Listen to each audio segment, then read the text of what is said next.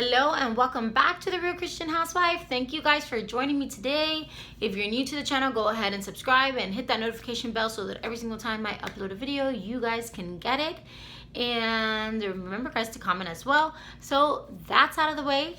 Now I just want to share with you guys today one thing. It's just about teens. Children are not the same as teens. Teens are from when they get to like 12, and do they ever stop being teens? No. Like 17, 18, 19, I think it's about 20. From that point on, they really think that they know everything, right? But it's okay because we did too. And it's important to let them know that we're going to be there for them. Now, I find that an important thing that I have done that has really let my children know that they can speak to me about everything is if they talk to you about something that you don't even want to talk about or that you get upset about, you need to hold yourself. You need to wait. You need to like breathe. You need to like be open to listening to everything they gotta say, even if you know it could, even if you feel it's like silly or overreacting, whatever it is, because in their world, that is real for them. So if they're going through a hard time, maybe studying or with a friend, or even with clothing or whatever the case may be, that is their problem in their world. Just like you have your situations in your adult life, they have their situations in their teen life. And I believe that another thing is important to keep them busy. Don't let their mind just be lingering around or hours and hours on the phone. And even if you need to go ahead and set boundaries, something that I have found useful is that like from my phone, I can control my children's phone. Now, obviously, each age is appropriate for different kinds of videos or different kinds of games, whatever the case may be, and those parental controls should be in there. But I don't think like that. I've heard nowadays, oh no, that the children need their privacy. Okay, I don't understand what that privacy would mean on their phone, because we are supposed to be delegating and leading them the way they should go. Because if we let children decide who or what they're going to watch or listen to, then we are just really opening our doors to having a child that can turn out like just anything. So just even for us too, there's things we should watch, we shouldn't watch. I know I've talked about this in another video, but I feel it's very important that besides that we are not the focus today, it's the teens that are the focus today. I get it, you know, if they're 15 and they're watching certain things appropriate for their age, but we always need to guard their heart, mind, and soul.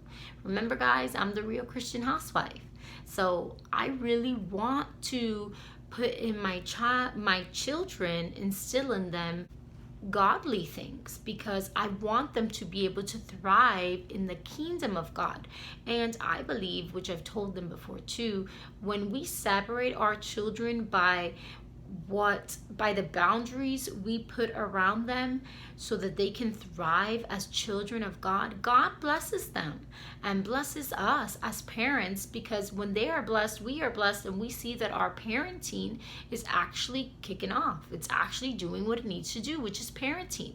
I know that I have heard this before where, again, I'm going to do the privacy thing. Oh no, I never knew that because I would always give her or him or her privacy or their privacy.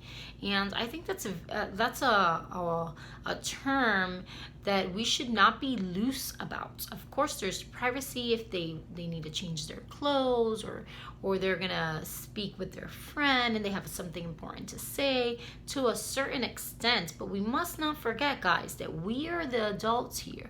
We are the ones who have been through a lot of things so that we can show them, and maybe they don't have to make as many mistakes as us. And that is what is so important about being a parent, being transparent. Look, it even has the word parent in it. Okay. But you see what's so important about that? Because if we are doing things that are leading our teens not to have a good role model, then we need to check ourselves before we wreck ourselves. Because when our children do the things we are doing and we're not approving of it, but we are doing those things, then there comes a problem, because we need to model who our children ought to be and how we want to raise our child. And raising a child, a teenager, a young adult is not an easy task. And I believe that with the wisdom of God, you will always be able to tackle whatever situation comes your way. And sometimes we are just dumbfounded, like, we don't even know how certain situations come up, but they do. You know why? Because the same thing when you were a teen, things came up and your parents had to deal with you and explain to you or handle you or discipline you in whatever way it is, or shape or form that they had to, and that they decided to raise you. And parenting has to be intentional. You cannot just sit back and relax and think that your child will just turn out okay. That happens, but what about if not? And I know that even some parents can be intentional, but they don't really show the love that's supposed to be there and the support for the child to be able to grow. Now remember, if we are planting a garden, we need to feed the garden, but it also needs sunlight and water. Without sunlight, it won't grow, but without food, it won't grow, and without water, it won't grow. So we need to have those three things in there so that that garden can flourish. And teens, young teens, preteens, young adults are the same thing. We need to be alert, guys. Just because your child is 16, that doesn't mean that they have the ability to act like an adult and make good decisions. How many bad decisions did you even make as a young adult, even as an adult today? And what that means is not guarding them like where they can't make their own decision, but always being alert to what's going on in their life, so that not only can we help them by giving advice, and if they don't want our advice because they don't want to take it and they think they know best, we always this is the first thing, pray. We need to pray about it. And then once you pray about it, try to give them that advice. If they don't, keep praying for them. Don't forget, to pray for them. Let them know you're praying for them. Share with them the things that have happened with you in your past, the mistakes that you have made, so that maybe they won't make all of those same mistakes and repeat the same cycle.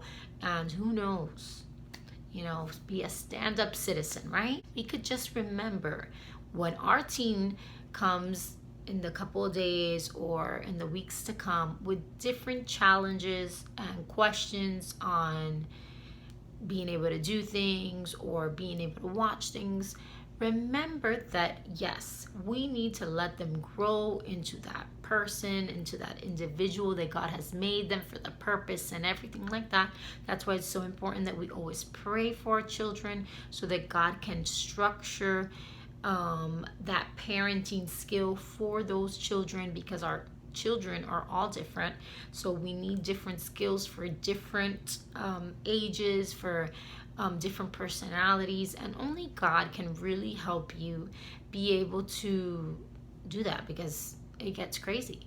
So that is the word for today, guys. I just want to share with you that I love you guys, and that I will be uploading again tomorrow, and it's probably going to be about marriages.